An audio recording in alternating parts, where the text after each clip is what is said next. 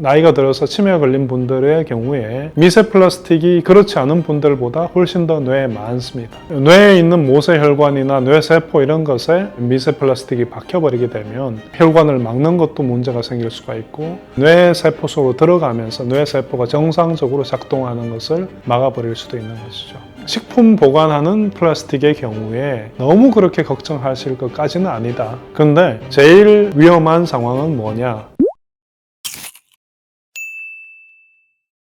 미세 플라스틱이 우리 주변에 굉장히 실제 많습니다. 먼저 이제 바다에서 우리가 플라스틱을 바다에 많이 버리는데 이런 플라스틱들이 서로 마모가 되고 또 환경 속에서 햇볕을 받고 이러면서 풍화가 되죠. 그런 마모되는 플라스틱들이 실제는 바닷물 속에 많이 있고요. 그리고 이제 작은 플랑크톤이 그런 걸 먹고 그것이 작은 물고기가 또 잡아먹고 그런 식으로 이제 먹이 사슬을 타고 물고기들을 통해서 이제 식탁으로 오기도 하고요. 또 바닷물 표면에서 이 미세 플라스틱을 포함하는 그런 아주 작은 물 방울들이 공기 중으로 떠오릅니다. 이런 것들이 이제 증발을 해서 구름 위로 올라가게 되고 이것이 또 비가 내리면은 이제 작물 위로 떨어지면서 미세 플라스틱 우리가 먹는 곡물이나 채소한테 또 떨어지게 되는 거죠. 또 우리가 먹는 수돗물 같은 경우도 아무리 깨끗하게 한다고 해도 소량은 미세 플라스틱이 남아 있을 수밖에 없습니다. 이제 그런 많은 경로들은 실제 우리가 어떻게 할 수 없는 경우가 많아요. 바닷물에서 비가 오는 것을 우리가 어떻게 건드리겠습니까? 그런데 그런 경로들을 제외하고도 우리가 미세 플라스틱을 많이 먹는 경로가 있는데 그것이 바로 생수병이라든지 배달 음식 용기 이런 데서 떨어져 나오는 미세 플라스틱을 우리가 먹는 것입니다. 그러니까 제가 이런 미세 플라스틱에 대해서 얘기하는 것은 이렇게 미세 플라스틱이 많으니까 우리 플라스틱 하나도 쓰지 말고 그냥 우리 죽자 이렇게 얘기하는 게 아니고요. 우리가 할 수 있는 것은 무엇이고 할 수 없는 것은 무엇인가 어느 정도 구분을 하고 만약에 미세 플라스틱을 피할 수 있으면 피하는 방법을 찾자가 제가 드리고 싶은 그런 말씀이에요. 그러면 미세 플라스틱이 왜 문제가 되느냐에 대해서 조금만 말씀을 드리면 미세 플라스틱이 물을 마신다든지 음식을 먹을 때 미세 플라스틱이 몸에 들어오게 되면 소장에서 미세 플라스틱을 일부 흡수를 합니다. 그러면서 그것이 우리 피 속으로 들어오게 되고 저기 이제 뇌 같은 데 가서 박혀버립니다. 근데 뇌에 있는 모세혈관이나 뇌세포 이런 것에 미세 플라스틱이 박혀버리게 되면 혈관을 막는 것도 문제가 생길 수가 있고 뇌세포 속으로 들어가면서 뇌세포가 정상적으로 작동하는 것을 막아버릴 수도 있는 것이죠.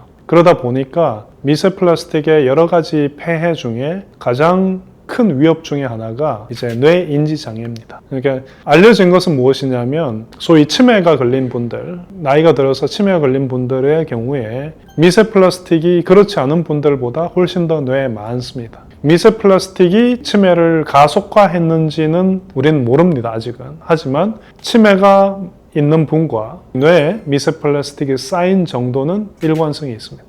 연관성이 있다는 거죠. 그러니까 뭐가 선인지 뭐가 훈지는 정확하게 모르지만 미세 플라스틱이 나쁜 영향을 끼칠 것 같은 걱정은 굉장히 높은 상태죠. 생수병이라든지 또 배달 용기 이런 것들이 고분자로 만드는 것인데 이 고분자들이 모여서 이런 아주 작은 알갱이들을 만들고 그것을 꾹 눌러 놓은 게 플라스틱인데 그 알갱이들 중에는 약하게 붙어 있는 것들도 있습니다. 근데 이 약하게 붙어 있는 것들이 떨어져 나오는 거죠. 그러면 그게 이제 물속에 섞이게 되면 둥둥 떠다니면서 미세 플라스틱이 되는 겁니다. 또 생수병이라든지 이런 것을 우리가 햇볕에 오랫동안 내버려 두는 경우도 있는데 이 햇볕을 받으면은 이 고분자의 구조 자체가 좀 파괴가 될 수도 있고 좀 전에 제가 고분자 덩어리에 알갱이들이 모여 있다고 했는데 그런 것들이 떨어져 나올 가능성이 훨씬 더 높아져요. 그러니까 높은 온도에서 생수병을 밖에 이렇게 오랫동안 내버려 두면 거기에는 미세 플라스틱이 훨씬 더 많을 수가 있습니다. 우리가 이제 냉장고에 김치를 담는다든지 이런 것을 하기 위해서 플라스틱을 어쩔 수 없이 쓸 때도 있습니다. 근데 이런 경우에 생각을 해야 되는 것이 뭐냐면은 김치의 경우에 이 용기의 표면에서 거기에서 미세 플라스틱이 떨어져 나올 거죠. 근데 우리가 먹는 김치의 양을 생각을 해보면 하루에 먹는 김치의 양이 그 통 하나를 다 먹는 건 아니죠. 하지만 우리가 마시는 물을 생각을 해보면 그 통만큼 물을 마실 수도 있는 거예요. 그러니까 된장, 고추장, 김치 이런 걸 담는 통에는 미세 플라스틱이 떨어져 나올 것은 떨어져 나오겠지만은 아주 많지는 않을 거예요. 우리가 먹는 양을 따져볼 때는. 근데 물의 경우는 물은 마음껏 마실 수 있는 거기 때문에 그 속에 떨어져 나오는 플라스틱만큼 우리가 다 먹겠죠. 그러니까 식품 보관하는 플라스틱의 경우에 너무 그렇게 걱정하실 것까지는 아니다. 물론 이제 기왕이면 스테인레스라든지 유리 용기를 쓰는 게 더 좋겠지만 어쩔 수 없는 경우에는 그냥 플라스틱 용기를 쓰더라도 우리가 먹는 양을 따져보면 그 위험의 정도를 어느 정도 생각할 수가 있다는 거죠.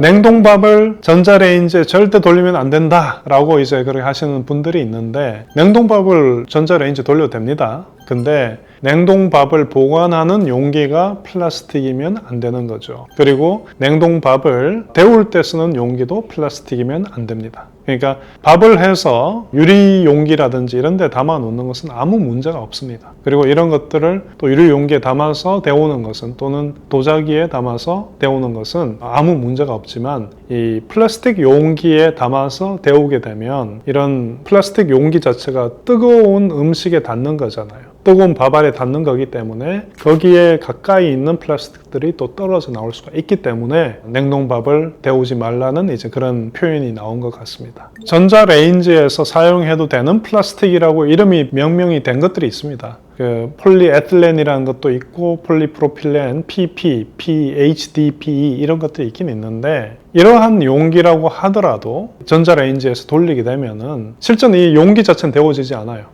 근데 이제 음식물을 넣고 돌리는 것이죠. 음식물을 넣고 돌리는데 물이 들어있는 뜨거운 음식이 닿아 있는 부분, 여기에서 그 플라스틱 조각들이 떨어져 나올 수가 있는 거죠. 그러니까 설령 전자레인지에서 사용할 수 있는 용기라고 되어 있는 그런 P나 PP라고 하더라도 되도록이면 사용하지 말고 유리 용기로 바꿔서 쓰시라 권하고 싶습니다. 제가 이제 이렇게 말씀드리면 햇반 같은 거 절대 먹지 말아야 되느냐 이렇게 생각하시는 분도 있을 텐데, 간혹 가다 먹는 것은 우리가 어쩔 수 없을 때가 있지 않습니까? 예를 들어서 캠핑을 갔는데 그런 곳에 가서 뭐 물은 데울 수가 있고 햇반을 뜨거운 물에 담가 가지고 데워 먹는 그 정도는 할 수 있다. 그럴 때는 하는데, 평소에 늘 햇반을 먹는다든지 평소에 늘 편의점에서 어떤 음식을 가져와서 플라스틱 용기에 올려놓고 데워 먹는 그런 행동은 미세 플라스틱을 많이 먹는 행동이니까 그런 것은 좀 되도록 자제하자, 이런 맥락으로 이해해 주시면 감사하겠습니다. 전자레인지 안에서 사용하지 않았으면 좋겠다는 그런 음식들을 말씀드리면은, 뭐 계란 같은 것을, 생계란을 전자레인지에서 익히겠다라고 한다면 실제는 전자레인지 바깥 부분 껍질이 있잖아요. 껍질이 있고 속에 이제 흰 단백질 부분이 이렇게 익을 텐데, 이게 한번 이렇게 딱딱한 부분이 생기고 그 속에는 물도 들어 있을 거고, 근데 전자레인지가 그런 계란을 계속 가열을 하게 되면은 그 속에서 수증기가 굉장히 양이 많아지겠죠. 그래서 터질 수도 있고, 죽 같은 것도 끈적끈적하고 속에만 데워지고 바깥에 딱딱하게 되는 그런 것들은 전자레인지 안에서는 조심해야 되는 거죠. 그 다음에 전자레인지 안에서 전도성 물질은 절대 넣으면 안 됩니다. 전자레인지 자체 폭발을 합니다. 그러니까 알루미늄 포일이나 스테인리스 그릇이나 뭐 이런 것들, 쇠, 금속 이런 것들은 절대 그 속에 넣으면 터집니다. 그리고 이제 컵라면을 먹기 위해서 컵라면에 이제 물을 붓고 그걸 전자레인지에서 돌리고 그런 분들도 있는데, 컵라면은 컵라면이지만은 자주 드시지 마시고, 플라스틱 용기로 된 어떤 용기도 너무 자주 먹는 것은 환경 호르몬 그리고 미세 플라스틱 이 두 가지 이유 때문에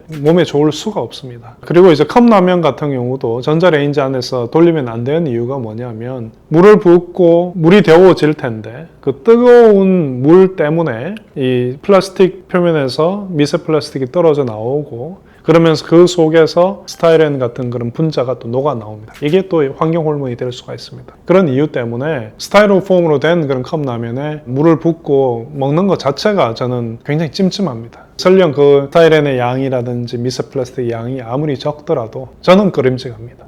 이렇게 생각하시면 될 것 같아요. 플라스틱 용기를 가지고 뭐 음식을 데웠을 때 제일 위험한 상황은 뭐냐? 용기에 국물이 있는 경우. 플라스틱 용기에 국물이 있으면 환경 호르몬도 녹아 나올 수 있고, 뭐 P나 PP 같은 경우는 미세 플라스틱이 녹아 떨어져 나올 수가 있으니까 되도록이면 사용을 안 하는 게 좋겠다. 브로콜리나 이런 채소들을 익히기 위해서 물에 넣고 데우는 경우, 또는 이제 찜기에 넣고 데우는 경우가 있는데, 이런 음식에 들어있는 비타민 같은 것은 열에 약한 경우가 많습니다. 그렇기 때문에 물에 넣고 또는 찌는 그 시간 동안 이런 비타민 성분들이 많이 분해돼서 없어지는 경우가 있는데요. 그래서 외려 전자레인지에서 데우는 것이 그런 비타민C 같은 것을 남기는 좋은 방법이 될 수가 있습니다. 전자레인지 앞에 써 있으면 방사선에 노출이 돼서 굉장히 건강이 위험해진다라는 그런 낭설이 있는데요.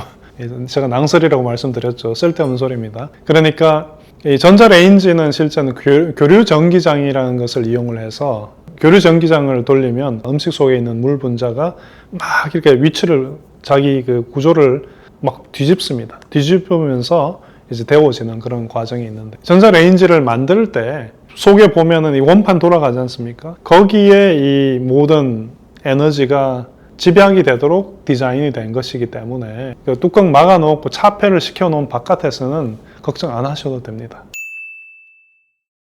기름을 사용하지 않고 음식을 데우니까 이제 몸에 좋을 거다라고 생각을 해서 이제 에어프라이어를 이제 사용하시는 분들이 꽤 있는데요. 이런 에어프라이어도 어떻게 사용하느냐에 따라서 건강에 좋을 수도 있고 안 좋을 수도 있습니다.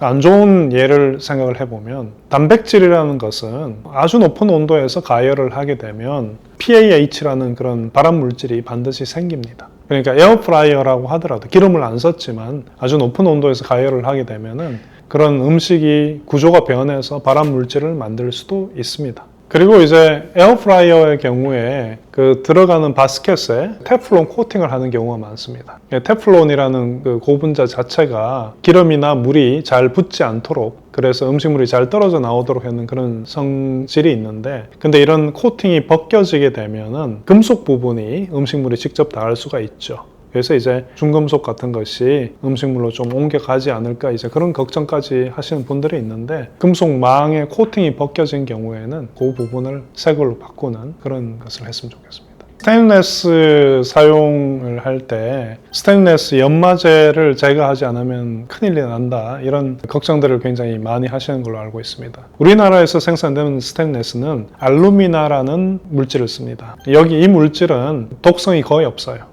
우리 몸속에 들어와도 거의 독성이 없기 때문에 문제가 없고요. 설령 그걸 많이 먹는다고 그래도. 근데 이제 예전에 스테인리스를 연마할 때 탄화규소라는 것을 사용한 적이 있습니다. 지금도 뭐 경우에 따라서는 그런 것을 쓰는 곳도 있다고 들었습니다만은, 이 물질 자체는 우리 몸이 흡수를 잘 못합니다. 그래서 연마제를 우리가 먹는다고 하더라도 우리 몸이 그걸 뭐 장에서 흡수를 해서 암을 유발하고 이제 그럴 일은 없을 것 같습니다. 이런 스테인리스 연마제보다 실제는 좀 더 우리가 조심해야 되는 것들이 있습니다. 예를 들어서 테플론이 코팅된 테팔 같은 그런 프라이팬이 있을 때 그러한 그 코팅이 제거가 되면은 이제 바로 그 밑에는 알루미늄이 있습니다. 만약에 그 음식을 할 때 아주 신맛이 많이 나는 산성 물질 이런 것들을 우리가 요리를 하게 된다면, 토마토 소스 이런 거 있죠?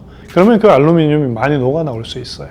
근데 이제 신장 기능이 안 좋은 분이나 이런 분들의 경우에는 이런 과도한 알루미늄은 몸에 굉장히 안 좋기 때문에 외려 그런 것들은 좀 조심하셔야 되겠죠. 우리가 이제 탄산음료, 콜라나 뭐 사이다 이런 것들이 알루미늄 캔에 담겨서 나오죠. 근데 이런 음료들이 거의 대부분 산성입니다. 근데 산성 용액은 알루미늄 용기를 많이 녹여내기 때문에 알루미늄 용기에 그냥 닿으면 안 돼요. 그래서 이제 사람들이 무슨 일을 하냐면 이 알루미늄 용기 안에 고분자를 코팅을 합니다. 플라스틱을 코팅을 해요. 이 코팅된 플라스틱이 이제 폴리카보네이트라는 그런 물질인데, 여기에서 이제 환경 호르몬이라고 하는 BPA라는 물질이 녹아 나올 수 있습니다. 그러니까 콜라 캔이나 이런 것은 건강에 좀 위해 요소가 되기도 하고, 당연히 플라스틱 코팅이다 보니까 거기서 이제 미세 플라스틱 같은 것들도 이제 녹아 나올 수가 있겠죠.